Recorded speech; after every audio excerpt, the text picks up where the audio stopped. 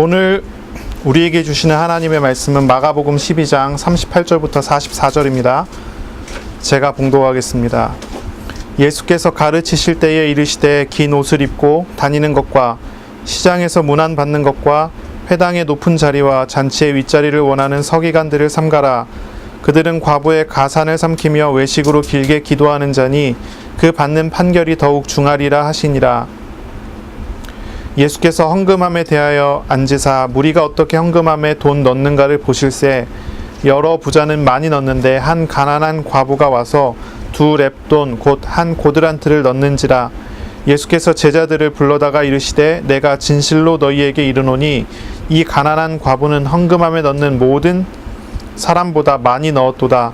그들은 다 그 풍족한 중에 넣었거니와 이 과부는 그 가난한 중에서 자기의 모든 소유 곧 생활비 전부를 넣었느니라 하시니라.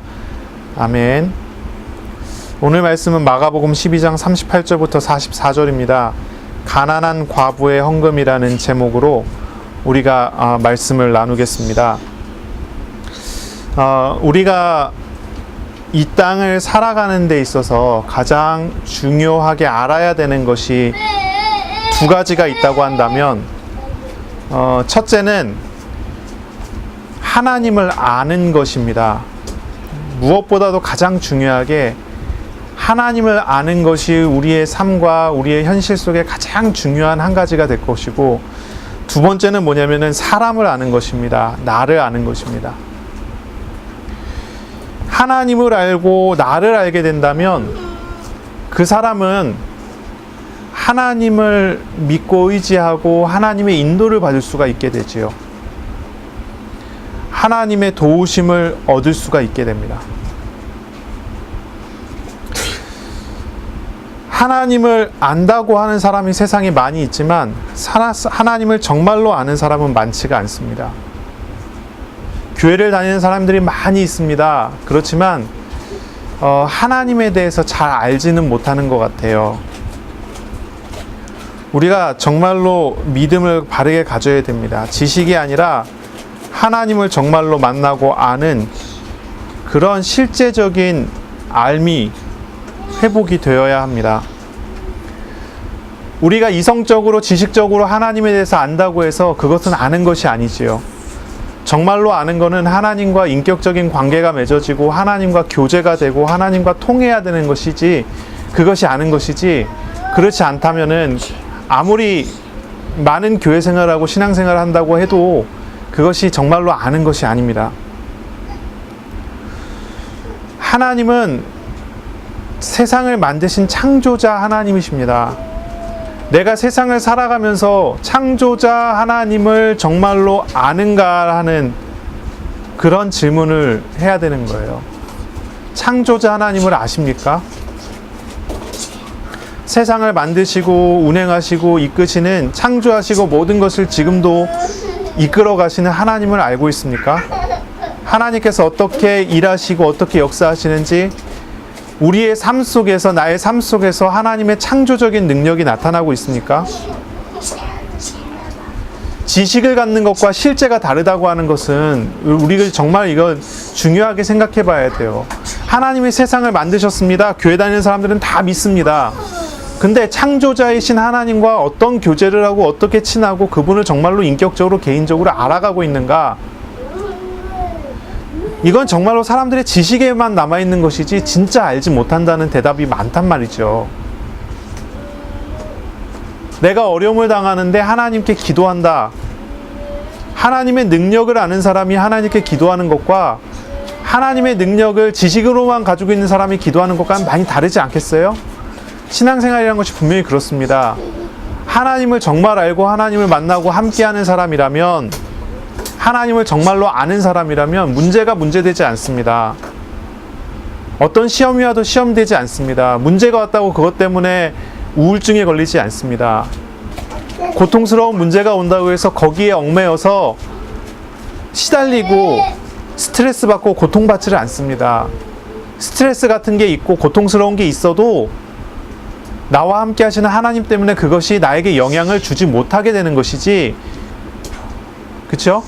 하나님을 정말로 아는가? 이 질문에서부터 많은 것들이 시작이 되고 나가야 되는 거예요.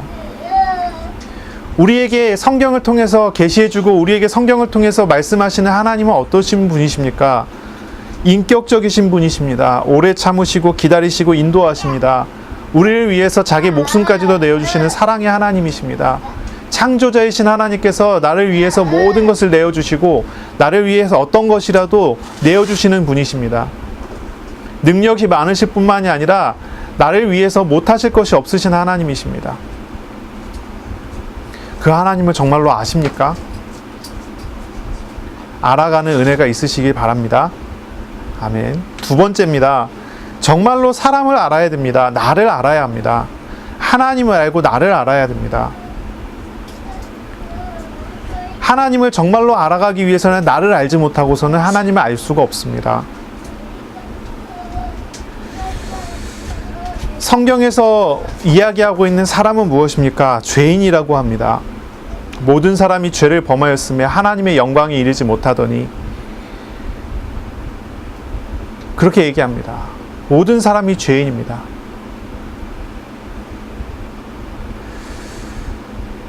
죄인이라는 것은 무슨 말입니까? 도덕적인 결함이 있다, 양심적인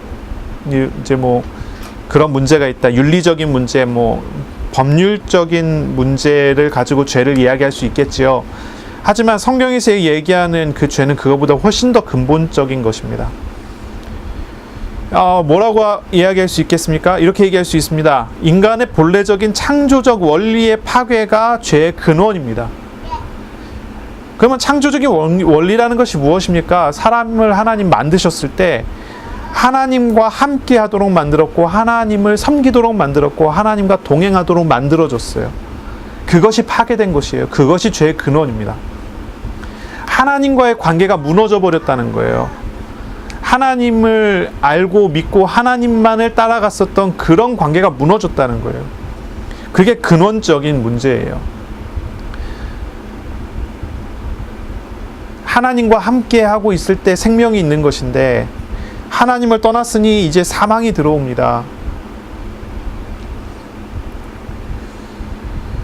하나님을 떠나서 타락돼서 우상에 사로잡힌 사람은 하나님을 알려고 하지도 않고 하나님은 싫어하고 하나님 자리에 우상을 넣으려고 하는 속성을 가지게 됩니다. 성경에는 이제 우리가 신학적으로 표현하기를 이렇게 표현하죠. 전적인 타락, 전적인 부패했다라고 합니다. 하나님을 아는 일에는 전적으로 무능력해져 버렸습니다. 전적 무능이 왔죠. 전적으로 타락했다는 것은 하나님을 단지 떠났다는 정도가 아니라요. 사람의 인격과 성품과 모든 것을 포함해서 사람의 영혼이 하나님과 완전히 단절됐을 뿐 아니라 하나님을 싫어하고 하나님을 미워하는 성품을, 하나님을 미워하는 영혼이 됐다는 거예요. 전적으로 타락했다는 것이요. 인간의 육신도 같이 타락됐어요. 그래서 인간의 육신조차도 육신의 쾌락적인 이런 것들을 가지고 나오고 하나님을 싫어하고 미워하도록 하는 그런 것들이 오게 된 것이 인간이에요. 그래서 성경을 통해서 우리가 보게 되면 그렇습니다. 로마서 1장 18절, 19절, 22절, 24절까지인가요? 그 정도로 보면은 나오지요. 하나님이 사람들에게 보여주셨어요. 하나님의 존재를. 세상의 모든 만물을 통해 하나님을 알게 하셨어요. 어떤 사람도 하나님의 존재를 부정할 수 없고 핑계댈 수 없는 실제를 사람들에게 보여주셨어요. 하지만 사람들이 그것을 보면서도 하나님을 믿지 않습니다. 따르지 않습니다. 부정합니다. 사람이 영적 존재라는 걸 부정할 만한 사람이 세상에 어디 있겠습니까? 하나님의 존재라는 것을 모르는 사람이 어디에 있겠습니까? 그런데 그것을 사람들은 다 부정하고 받아들이지 않고 하나님을 다른 우상으로 자꾸 바꿉니다. 자꾸 바꾸는 거예요. 무신론자라고 하는 사람도 무언가를 믿어요. 자기 자신을 믿어요. 어떤 그러한 영적 존재라는 걸 부정할 수가 없어요. 그리고 그 근원으로 가면 하나님의 존재를 부정할 수가 없어요. 하지만 부정합니다. 싫어합니다. 하나님을 섬기는 걸 싫어해서 하나님 자리에 우상을 대신 갖다 놓습니다. 그것이 인간이라는 존재입니다. 예수님 믿어서 구원받았다? 그러면 하나님은 잘 섬길 것 같죠? 완전히 고통스러운 지옥 같은 환경 속에서 예수님 믿고 구원받아서 천국으로 다 바뀌었다. 그럼 잘 믿을 것 같지요? 인간의 본성이 그렇지 않습니다. 다시 하나님을 부정하고 하나님을 다시 떠나갑니다. 그것이 원죄예요. 그것이 인간에게 있는 근본적인 문제예요. 예수님 믿고 신앙생활 오래 하고 열심히 하고 성실하게 한다고 해서 그 사람이 죄인이 아닌 게 아니에요. 죄를 다 가지고 있어요. 물론 예수님에 의해서 법적으로 의롭다 칭함을 받고 천국 백성이 되고 하나님의 나라의 사람이 됩니다. 하지만 그 사람 안에 담겨져 있고 그 사람의 몸에 담겨져 있고 새겨져 있는 것은 하나님을 떠나려는 마음입니다. 예수님 믿고 예수님을 인해서 완전히 새롭게 되어지는 사람으로서 살아가지 않는 이상은 교회를 다니고 신앙생활하고 하나님 믿는다 하지만 순간순간 자꾸 죄를 좋아해서 죄를 따라가려고 합니다. 아브라함이 하나님의 부름을 받아서 하나님을 만나서 아브라함이 구원을 받았습니다. 하나님의 선택을 받았어요. 그래서 하나님과 동행하는 삶을 시작했습니다. 그러나 아브라함이 믿음을 인정받기까지 오랜 시간 동안에 아브라함은요 계속 죄를 반복해서 짓습니다.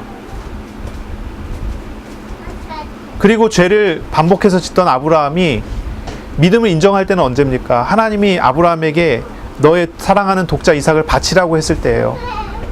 너가 사랑하는 독자 이삭을 바쳐라. 아브라함이 하나님께 자기 독자 이삭을 바칩니다. 근데 어떻게 합니까? 어떻게 바칩니까? 히브리서에 보니까 얘기하죠. 하나님께 드리고 죽어도 하나님 다시 살릴 것을 믿었다 그래요. 믿음이라는 말을 표현해요. 믿음. 아브라함이 바뀌었습니다. 근데 믿음으로 바뀌었습니다. 그건 뭐냐면 아브라함 자체가 바뀌었다는 것이 아니에요.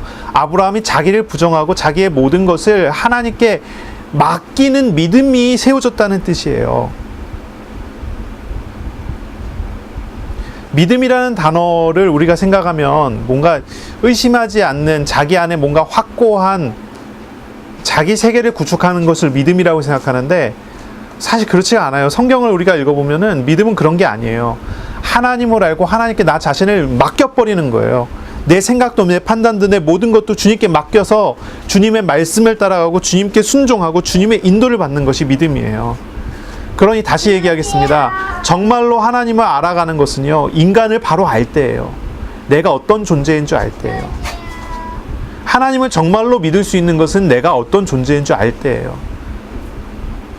율법은 그렇습니다. 율법은 우리에게 뭘 가르칩니까? 인간의 문제를 가르쳐줘요. 인간의 한계를 가르쳐줘요. 인간의 본성을 가르쳐줘요. 인간은 결국 죄인이라는 걸 가르쳐줘요. 그래서 뭐 합니까? 하나님을 믿고 의지하게 만들어주는 거예요. 하나님이 이스라엘을 구원하셨어요.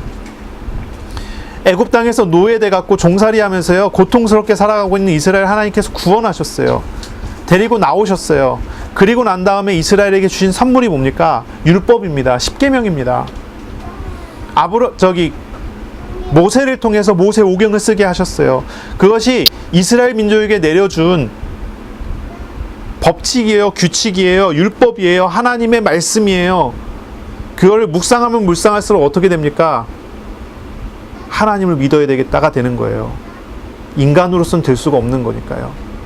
그게 사실 신앙생활을 가는 거예요.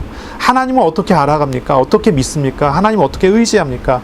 창조자 하나님과 어떻게 동행하는 삶을 살고 하나님의 창조적 능력이 나의 삶 속에서 어떻게 나타납니까?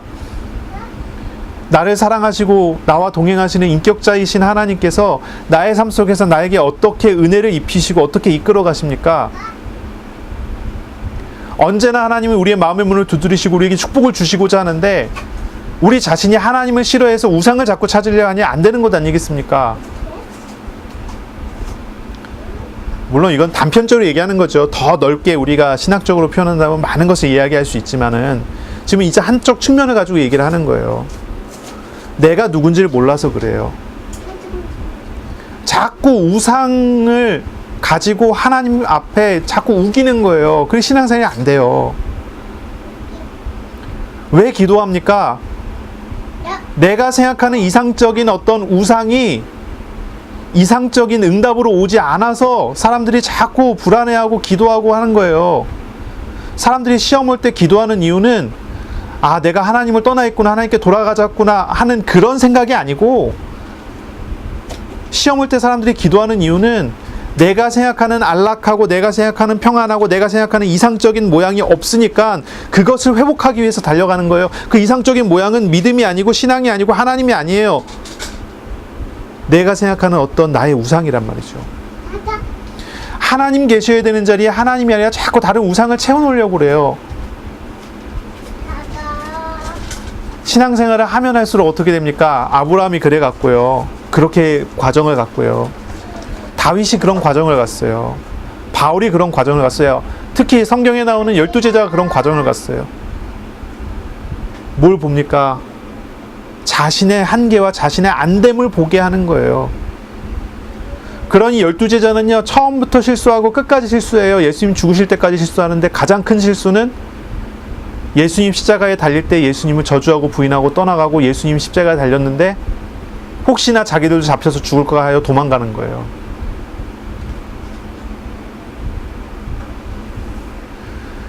결국 자신의 노력과 자신의 애씀과 자신의 어떤 그것으로 안 된다는 것을 자신의 어떤 신앙의 과정을 통해서 알아가고 하나님을 바라보게 되고 하나님을 의지하는 그런 과정으로 가고, 그러면 그럴수록 하나님을 더 잘 알아가게 되는 그런 과정으로 세워져 가요. 그러니 그것을 보셔야 돼요. 여러분 왜 불안합니까? 그게 우상 때문에 그래요. 어떤 우상입니까? 나를 세우려고 하는 우상이에요. 자존심인가요? 자존감에 대한 이야기를 많이 해요. 자아 존중감이라고 하죠. 내가 나를 존중하지 못하니까 사람 앞에 바르게 설 수 없다고 얘기를 해요. 자존감이 중요하다고 그래요. 옛날에는 아이들한테 자신감을 심어줘라 그랬는데 요즘에는 달라졌어요. 자존감을 심어줘라. 가면은 이제 서점에 가면은 뭐 철학 심리학 쪽에 가면 전부 자존감에 관련된 책밖에 없어요. 지난번에 갔더니 한 70%가 자존감에 관련된 책이더라고요. 저희도 집에 자존감에 관련된 책 한 4-5권 정도 사다 놨어요. 좀 읽으려고 사다 놓고 좀 읽히려고 사다 놨는데, 자아 존중감이래요. 그래요. 자아 존중감. 나 자신을 어떻게 존중하게 됩니까?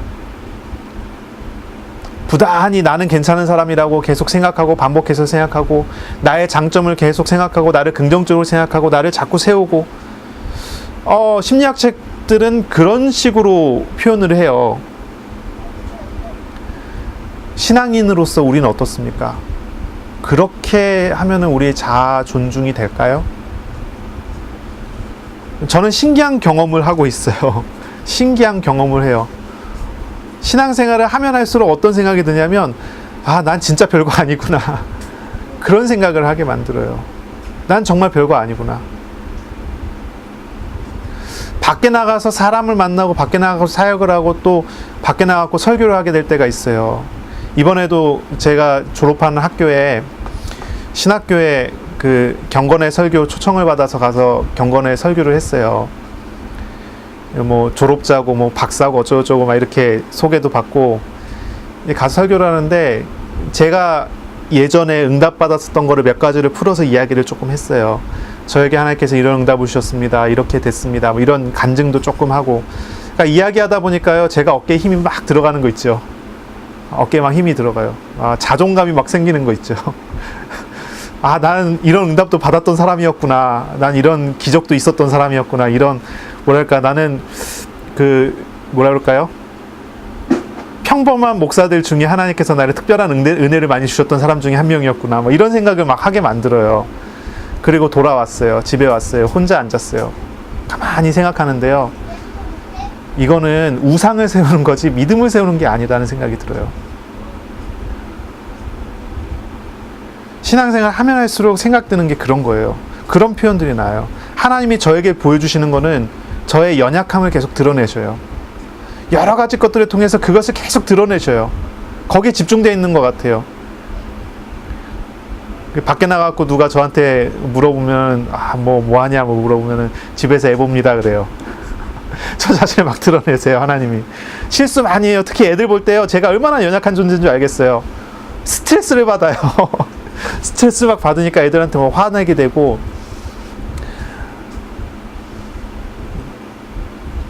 애들한테 한번 화내고 나면요, 자존감이 확 떨어지는 거 있죠.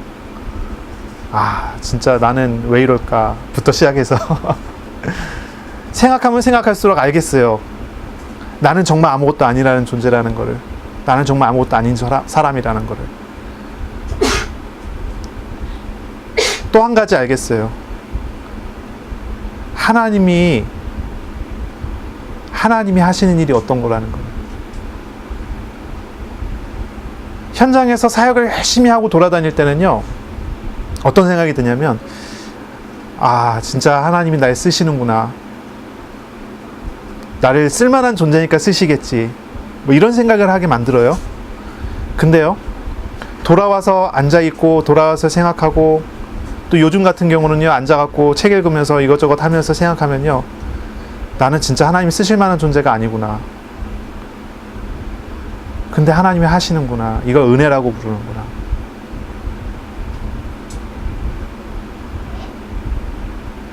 많은 기독교인이 하나님 앞에 기도하면서 하나님 나에게 능력을 달라고 기도해요. 공부하는 학생은 하나님께 기도하죠. 하나님 나에게 지혜를 주세요.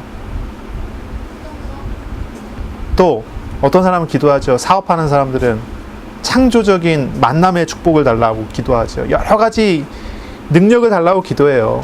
영적인 능력을 달라, 지혜를 달라, 뭐 건강이나 체력이나 능력을 달라, 만남의 축복을 달라, 뭐 돈 달라, 경제적인 능력을 달라 기도해요.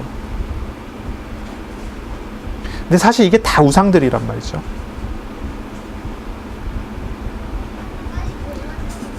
영적인 능력은, 지혜는, 체력은, 뭐 경제력은, 만남의 축복은, 모든 것은 내 것이 아니어야 돼요.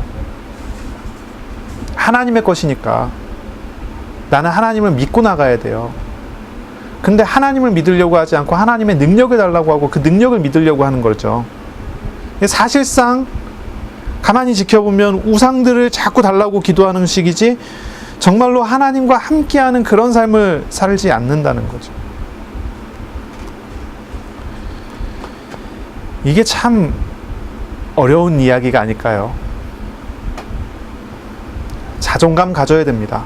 그런데 육신적으로 자꾸 그렇게 나를 세우기 위한 노력으로 나타나는 자존감은 성경적이진 않아요.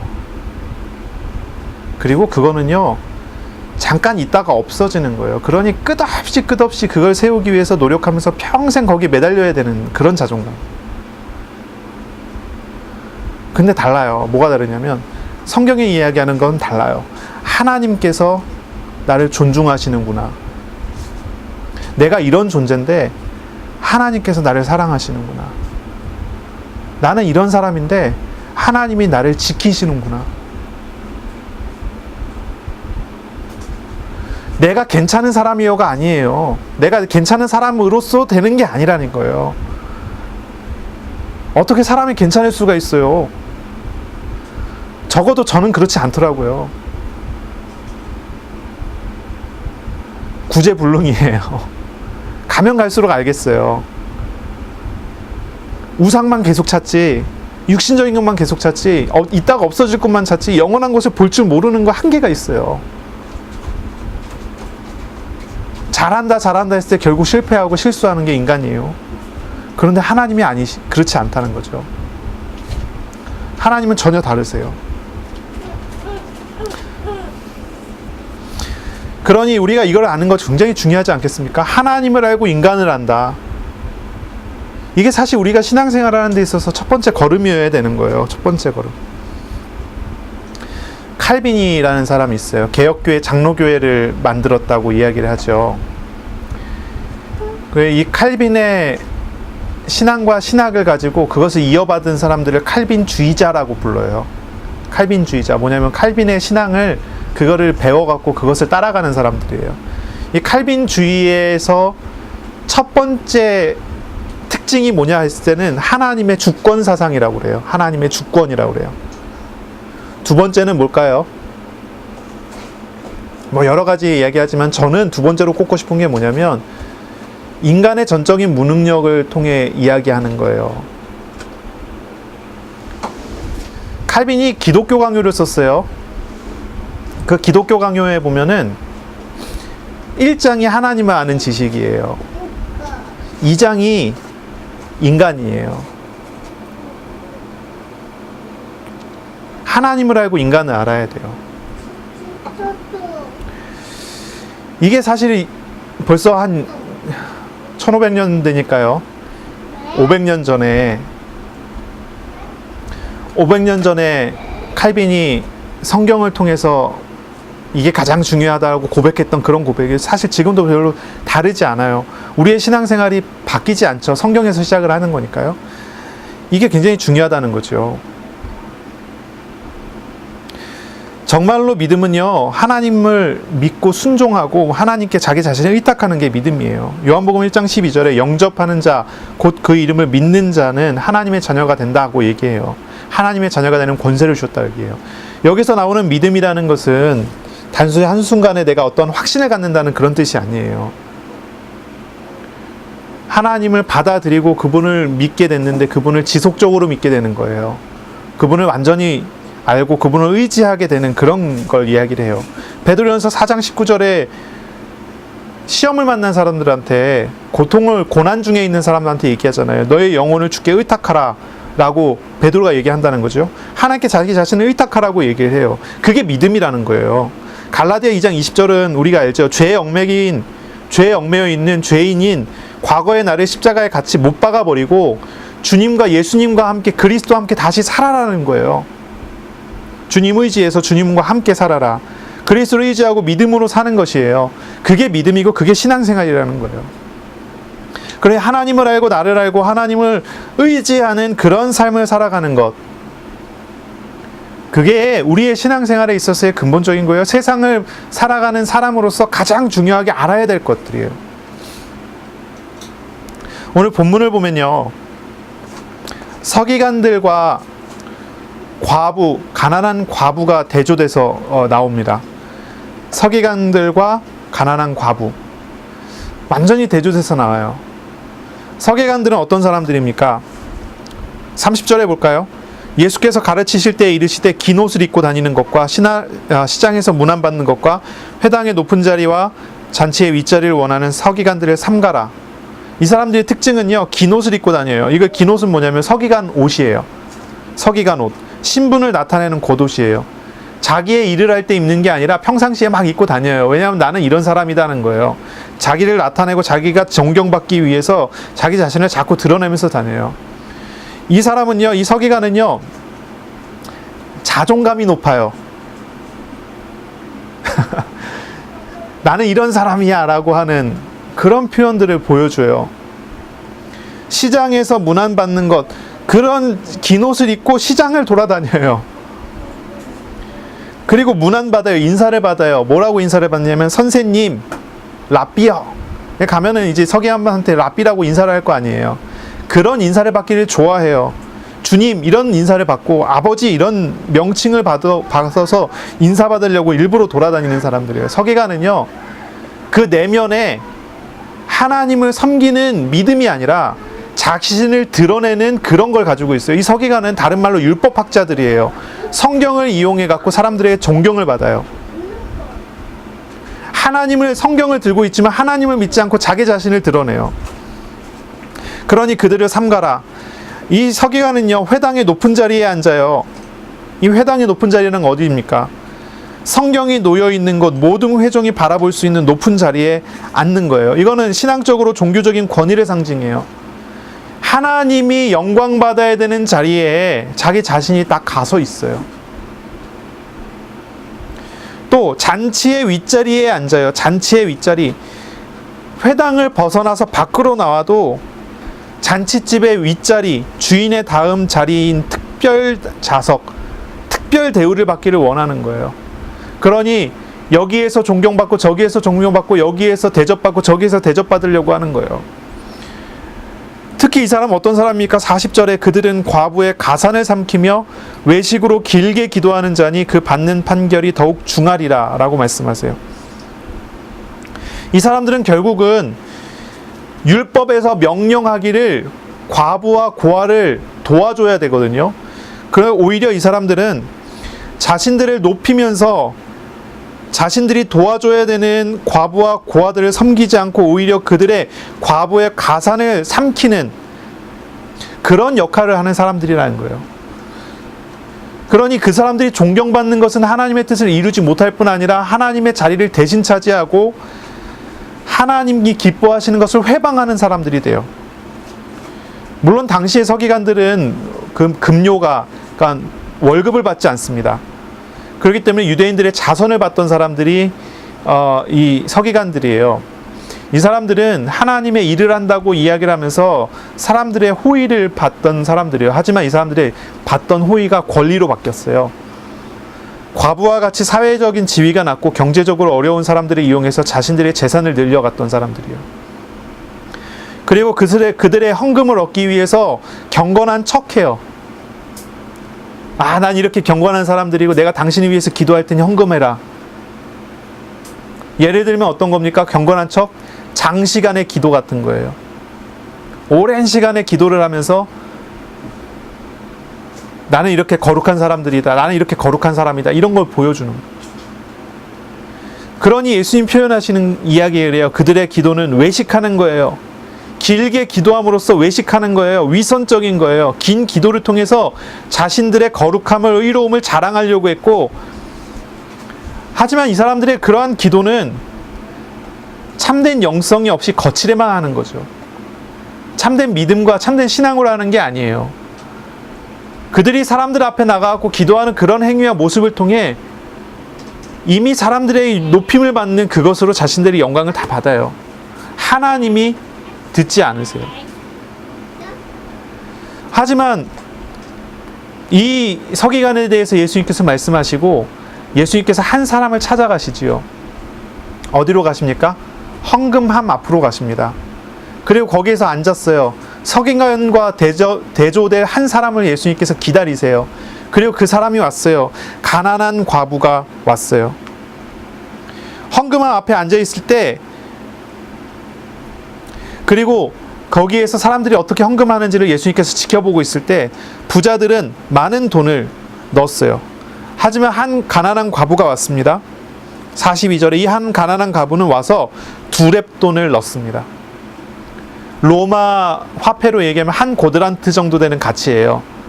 이제 마가복음이 베드로가 로마에서 설교한 내용들을 마가 요한이 이게 적었다 그랬잖아요. 그러니 이제 로마 사람들이 설교를 들어야 되니까요. 유대적인 그런 거, 로마 사람들이 잘 모르는 유대적인 것을 많이 빼고, 그러니까 마태복음 읽으면 이런 내용들이 더 자세하게 나와요. 근데 마가복음은 이제 그런 부분을 빼고 로마 사람들이 이해할 수 있는 그런 얘기예요. 2렙돈 하면 모르니까 한 고드란트 정도 되는 가치다. 이거 이제 설교 중에 나오는 거죠. 이 가치는 어느 정도 되는 가치냐면요. 사람들의 일당이 한 64분의 1 정도. 사람들이 일당으로 받는 돈의 64분의 1 정도. 그럼 어느 정도 되겠죠? 사람들이 하루 벌어서 하루 먹고 산다고 하면은 이 가난한 과부의 전 재산이 하루 먹고 살 수 있는 돈이 안 된다는 거예요. 자기가 나가갖고 뭔가를 사서 먹을 수 있는 그런 액수가 안 돼요. 이 사람은 아무것도 가지지 않은 사람이죠. 옷도 먹을 것도 잘 것도 풍족하지 않은 정도가 아니라 완전히 밑바닥에 있는 사람이라는 뜻이에요. 자신의 생활비의 전부를, 자신의 모든 것을 다 헌금으로 드리는데 2렙돈밖에 안 돼요. 물론 헌금을 2렙돈보다 작은 돈은 받지 않았다고 그래요. 성전에서 2렙돈 이상 돼야지 드릴 수가 있어요. 그 가장 작은 단위인데, 다시 말해서 이 가난한 과부는 하나님께 헌금하기 위해서 돈을 모아서 2렙돈이 됐으니까 하나님께 가져와서 헌금했다는 뜻이에요. 그러니 이 얼마나 가난합니까? 얼마나 어렵습니까? 예수님께서 이 사람을 칭찬하시는 거예요. 뭐라고 하냐면 이 사람이 가장 많이 넣었다는 거예요. 헌금을 가장 많이 했다는 거예요. 부자가 많이 넣은 거는 많이 넣은 게 아니에요. 이 사람이 가장 많이 넣었대요. 헌금이라는 것을 이제 설명하는 거예요. 예수님께서 자신의 생활비 전부를 드렸어요. 먹을 게 없는데 드렸어요. 쓸 게 없는데 드렸어요. 모든 것을 다 드렸어요. 그냥 이번만 드렸을까요? 두렙돈을 모아서 드린 게 이번이 처음일까요? 아니에요. 이 사람의 행태를 보니까요, 오래 전부터 계속 가난했어요. 오래 전부터 이 사람은 계속 모아서 드리고 모아서 드리고 모아서 드리던 사람이에요. 그렇게 드린 돈들은 어디에 쓰였습니까? 서기관들의 배를 채운 데 쓰였어요. 그렇지만 이 과부는 계속 하나님께 드렸어요. 하나님께서는 그 사용처들과는 다르게 이 과부를 아주 기뻐하셨고, 하나님께서 이 과부의 생활을 책임지시면서 인도하시지 않았을까요? 자기 자신의 전 재산을 하나님께 드릴 수 있는 사람은 둘 중에 하나예요. 미쳤던지, 죄송합니다, 이 표현이 조금 정신적으로 약간 이상이 왔던지, 또 한 가지는 다 드리고 하나님이 책임지시는 그런 삶을 살던지. 이 사람이 오랜 시간 모으고 헌금하고 또 그런 생활들을 하는 거 보니까 이 과부의 이러한 헌금들이 서기관의 배를 채웠다고 이야기하는 거 보니까, 이런 과부의 가산을 서기관들이 삼켰다고 이야기하는 거 보니까, 이 과부는요, 서기관의 외식적인 그런 기도의 행위야 그런 걸 보면서 헌금을 계속했던 사람이에요. 물론 서기관 보면서 한 게 아니고 하나님 보면서 했죠. 오랜 시간 동안. 그리고 그러한 응답들을 계속 받아오던 사람이 아닌가. 예수님 아주 기뻐하셨어요. 아주 예수님이 축복하십니다. 제자들을 불러서 가르칩니다. 저게 믿음이다. 제자들이 뭘 배워야 합니까? 서기관의 거룩한 모습입니까? 가난한 과부의 신앙입니까? 모든 걸 다 드리고 하나님을 의지하는 믿음입니까?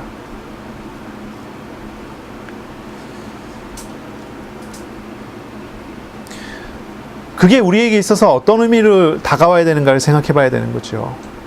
나 자신을 다 내려놓고 주님을 의지하고 믿는 믿음. 과부는 경제로서, 돈으로서 자신의 믿음을 하나님께 다 드리는 표현들이 되었어요. 우리나라 1907년에 대부흥운동이 일어났을 때 당시의 사람들은 시간을 드림으로써 그런 표현을 했어요. 내 모든 것이 주님의 것입니다. 내가 주님께 시간을 드리겠습니다 하면서 전도하고 돌아다녔다니까요. 우리에게 있어서 하나님께서 요구하시는 믿음이 무엇입니까? 뭐 전 재산을 갖다 바쳐라? 그런 게 아닙니다. 그런 표현이 아니에요. 하나님 기뻐하시겠습니까? 우리가 전 재산 갖다 바치면 하나님 기뻐하시겠습니까? 기뻐하지 않아요. 외식한다고 그럴걸요? 하나님께서 원하시는 믿음이 무엇입니까? 하나님은 거지가 아니에요. 하나님 모든 것을 소유하신 분이세요. 전 지구가 하나님 소유 아닙니까? 하나님의 소유예요. 하나님 필요하시면 다 가져가실 수 있어요. 그런데 하나님께서 그런 걸 요구하는 게 아니라는 거예요. 믿음을 요구하는 거죠. 내가 이 세상에서 살아가지만 내가 아니라 하나님의 것입니다 라고 하는 그런 믿음을 요구하시는 거예요. 다윗이 역대상 29장에 보면요, 다윗이 평생을 살아오면서 하나님과 동행하고 다윗이 평생의 삶을 살고 이제 죽기 전에 하나님의 집을 지을 준비를 다 했어요. 성전 지을 준비를 다 했어요. 그리고서 다윗이 죽기 전에 하나님 앞에서 기도합니다. 이게 어디 나오냐면 죽기 전에 기도하고 이제 뭐 솔로몬을 축복하고 이런 거 그 전에 얘기죠. 많은 사람들 앞에서 하나님 앞에서 이제 드리는 기도가 있어요. 이 역대상 29장에 나와요. 역대상 29장 10절부터 14절에 나오는데요. 다윗이 감사 기도를 하는데 제가 읽겠습니다. 다윗이 온 회중 앞에서 여호와를 송축하여 이르되 우리 조상 이스라엘의 하나님 여호와여, 주는 영원부터 영원까지 송축을 받으시옵소서. 여호와여, 위대하심과 권능과 영광과 승리와 위엄이 다 주께 속하였사오니 천지에 있는 것이 다 주의 것이로소이다. 여호와여, 주권도 주께 속하였사오니 주는 높으사 만물의 머리이심이니이다. 모든 것이 하나님의 것임을 고백해요. 천지가 다 하나님 거예요. 하나님 소유예요. 하나님 돈이 없으신 분이 아니에요. 다윗이 하나님 앞에서 감사로 기도하고 자신의 것을 가지고 하나님 앞에 헌금을 하는 기도예요. 이제 쉽게 얘기하면 헌금하는 기도라는데 뭐라고 얘기하냐면 내가 이거 이만큼 드리니 하나님 기뻐 받으세요. 이게 아니에요. 모든 것이 다 하나님 것입니다. 근데 내가 이렇게 부끄럽게 드립니다. 이렇게 얘기를 해요. 그런 표현이에요. 12절에 부와 기가 주께로 말미암고 또 주는 만물의 주제가 되사 손에 권세와 능력이 있사오니 모든 사람을 크게 하심과 강하게 하심이 주의 손에 있나이다. 모든 것 주님의 것입니다. 우리 하나님이여 이제 우리가 주께 감사하오며 주의 영화로운 이름을 찬양하나이다. 나와 내 백성이 무엇이기에 이렇게 즐거운 마음으로 드릴 힘이 있었나이까. 모든 것이 주께로 말미암아 싸우니 우리가 주의 손으로 받은 것으로 주께 드렸을 뿐이니이다. 모든 것이 주님의 것입니다. 근데 주님께서 나에게 맡기신 걸 주님께 다시 드립니다. 모든 것이 주님의 것이라는 표시입니다. 무슨 얘기인지 아시겠지요? 신앙이라는 것이 그렇습니다. 믿음이라는 건 그런 것입니다. 우리가 세상을 살아가는데 하나님을 알고 나를 안다면 자기를 부정하고 주님을 따르는 것입니다. 그것이 믿음입니다. 그런 고백으로 하는 것입니다. 우리가 하나님 앞에 자랑할 것이 무엇이 있겠습니까? 내가 이만큼 하니 하나님께 영광된다 생각하십니까? 우리의 행동이 하나님께 영광 되겠습니까? 아닙니다. 아버지께서 자녀의 재롱을 보고 기뻐하시는 것이지 그 행위가 절대적으로 하나님께 영광돼서 하는 게 아니에요. 하나님께서 모든 게 하나님의 소유가 되어 있는데 우리가 무엇으로 하나님께 자랑할 만한 것을 가지고 있겠어요? 솔로몬도 말년입니다. 솔로몬의 말년에 솔로몬이 죽기 전에 평생의 삶을 살고 전도서를 썼어요. 뭐라고 얘기합니까? 헛되니 모든 것이 헛되도다. 헛되지 않은 게 하나도 없어요. 모든 것이 헛돼요. 모든 것이 헛될 수밖에 없어요. 그러나 헛되지 않은 게 한 가지 있어요. 뭡니까? 하나님을 바라보라는 거예요. 하나님만이 헛되지 않았어요. 청년들에게 얘기합니다. 젊었을 때에 곧 곤고한 날이 이르기 전에 너희 창조자를 기억하라. 하나님을 알아야죠. 하나님을 바라봐야죠. 하나님을 알고 자기 자신의 밑바닥까지 보고 나니 인간적인 것이 어떤 건지고 하나님이 어떤 분이신 줄 아는 거예요. 신앙이 무엇입니까? 그러니 우리가 잘 보아야 합니다. 잘 알아야 합니다. 하나님의 주권을 믿는 믿음이 있어야 합니다. 하나님을 믿으시기 바랍니다. 아멘. 어떤 상황과 환경이 이어져도 하나님을 믿으세요. 하나님의 사랑과 하나님의 헌신, 하나님의 신실하신 약속을 믿으세요. 우리를 짊어지신 하나님, 우리의 죄와 우리의 고통과 우리의 모든 고난을 짊어지신 하나님, 우리를 향하신 멸시와 우리를 향한 침뱉음과 우리를 향한 모든 것조차도 한 몸에 다 감당하기 원하셔서 그걸 짊어지시고 십자가로 나아가시는 우리 예수님을 기억하세요. 우리를 사랑하신 주님께서 우리에게 은혜 주시고 인도하시기 원하십니다. 주님을 구하고 찾는 자에게 은혜 주시는 하나님을 바라보시기 바랍니다. 또한 참된 헌신을 회복하시기 바랍니다. 우리를 짊어지시고 이끄시는 하나님 앞에 우리 자신을 맡기는 그런 믿음을 회복하세요. 우리 자신을 맡기는 그런 믿음을 회복하세요. 모든 것이 하나님의 것임을 믿는 믿음으로 헌금하시고 모든 것이 하나님의 것임을 믿는 믿음으로 시간을 보내시고 모든 것이 하나님의 것임을 믿는 믿음으로 회사에서 일을 하시고 모든 것이 하나님의 것임을 믿는 믿음으로 가정의 생활을 하고 요리를 하시고 하시란 말이죠. 내 것입니까? 하나님의 것입니까? 그런 예를 많이 들었어요. 회사에 나가서 일을 하는 게 무엇입니까? 돈 때문입니까? 아니면 그것이 하나님께서 나에게 주신 하나님과 동행하는 통로이기 때문입니까? 실상을 보는 거예요. 하나님께서 함께 하시는 그 안에서 세계를 보는 거예요. 하나님의 주권을 믿는 거예요. 세계가 완전히 다르게 보이지 않겠습니까? 우리가 구할 것이 무엇입니까? 먹을 것, 입을 것, 쓸 것, 나의 자존심 같은 그런 것이 아닙니다. 그런 것은 한낱 우상에 불과하지 않습니다. 불과합니다. 표현이 잘 안 되네요. 우리가 구할 것이 무엇입니까? 마태복음 6장 33절에 먼저 하나님의 나라와 그의 의를 구하라. 그리하면 이 모든 것은 더하시리라 말씀하십니다. 모든 것이 더하여질 것이기 때문에 하나님의 나라와 하나님의 의를 구합니까? 그건 바른 믿음이 아니죠. 모든 것이 하나님의 것이기 때문에 하나님을 구하는 것입니다. 하나님의 나라를 구한다는 건 무엇입니까? 하나님의 다스림을 구한다는 겁니다. 하나님의 다스리는 나라, 하나님의 통치하시는 나라가 하나님의 나라거든요. 그러니 너희는 먼저 하나님의 다스리심을 구하라. 하나님을 구하라는 얘기예요. 그리고 하나님의 의를 구하라. 의라는 것이 무엇입니까? 하나님의 의는 무엇입니까? 죄를 미워하는 것이 하나님의 의입니다. 예수님의 의는 무엇입니까? 죄인의 죄를 대신 짊어져서 대속하는 것이 예수님의 의입니다. 그래서 이제 신학적인 표현으로 이렇게 얘기를 해요. 예수님께서 예수님의 의로움으로 하나님의 의로움을 충족시켰다. 뭐 이런 표현을 쓰기도 합니다. 좀 어려운 얘기니까 그냥 넘어가고요. 그러니 하나님의 의를 구하라는 것이 무엇입니까? 하나님의 의를 구하라는 것.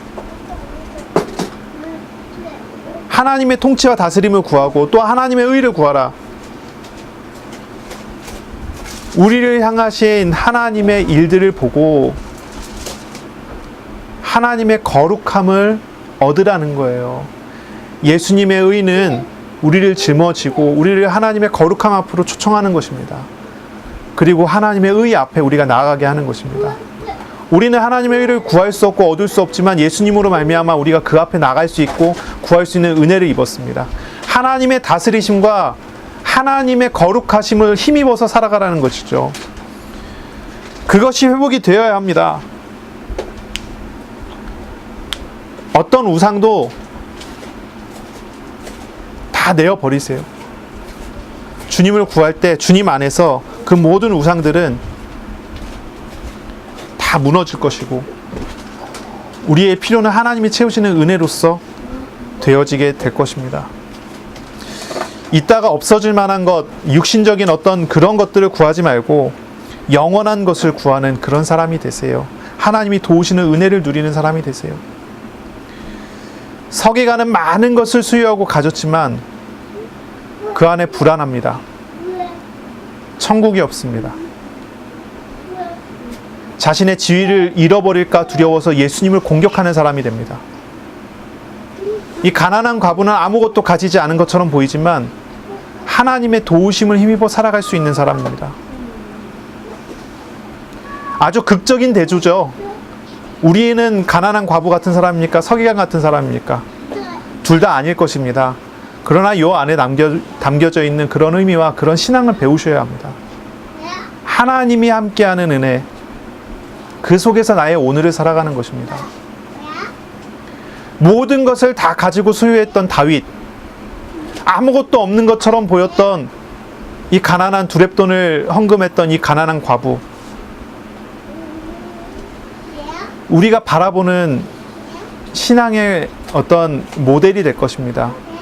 모든 것을 주님 것으로 고백하고 주님께로 받은 것으로 주님께 드린다고 고백하는 다윗의 고백이나 이 가난한 과부의 고백이나 처해져 있는 상황과 환경은 다르지만 우리가 배워야 되는 신앙이 요 안에 담겨져 있어요. 참된 헌신, 믿음을 회복해 가시기를 바랍니다. 기도하겠습니다. 하나님께 감사합니다. 오늘도 말씀을 통해 하나님을 알 수 있는 은혜를, 하나님을 알아가는 지혜를 허락하시니 감사합니다. 하나님, 우리 자신을 바로 보게 하사 주님을 바로 알고 주님을 의지하는 그러한 신앙으로, 그러한 믿음으로 나아가도록 복을 내려 주옵소서. 이 가난한 두렙돈에 헌금을 냈던 과부와 같이 하나님, 우리도 우리의 모든 것이 주님의 것임을 알고 믿고 의지하며 주님을 따라 나아가는 그런 신앙을 갖게 하여 주옵소서. 감사합니다. 예수님 이름으로 기도합니다. 아멘.